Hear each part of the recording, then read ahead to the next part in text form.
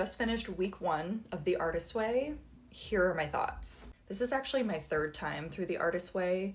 A couple things that held me back from finishing the first time around was I had just lost my dad, and I think I was turning to The Artist's Way as sort of a creative distraction from actually entering into grief. And ironically, The Artist's Way actually deals with a lot of grief, not necessarily in like losing someone explicitly, but recovering a part of yourself that you have lost or laid to rest, creatively or otherwise. Week 1 focuses on recovering your sense of safety and creating this safety around your artist that Julia Cameron, the author of The Artist's Way, likens to your inner child. I couldn't see it at the time, but my dad's passing was actually a big catalyst into me stepping into that creative identity that prior to losing my dad I hadn't really accepted was a reality. But the following year I got to week 8. That brought me such a stronger sense of identity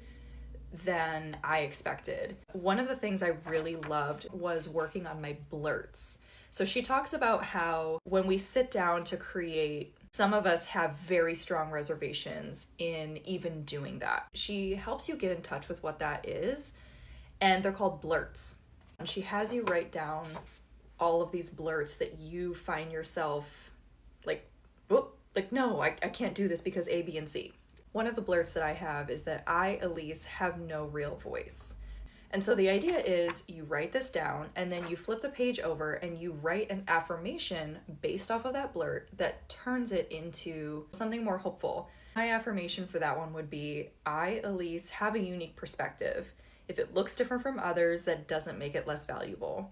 Those affirmations can change from week to week. One of the exercises for this week was to list 3 old enemies of your creative self-worth. This is your Monster Hall of Fame, as she calls it. She has you write out that moment of like creative death, if you will, where like someone said something or did something that just killed your creative flame. And then the next task in conjunction with those 2 things is to write a letter in your defense. She even suggests that you go so far as to like stick it in an envelope, put a stamp on it, and mail it to yourself. Because that can be so difficult, she has you do the same process for 3 champions of your artist. Week by week, it's interesting to look back and actually see the defrosting of that inner pain and beginning to put that pain to work a little bit.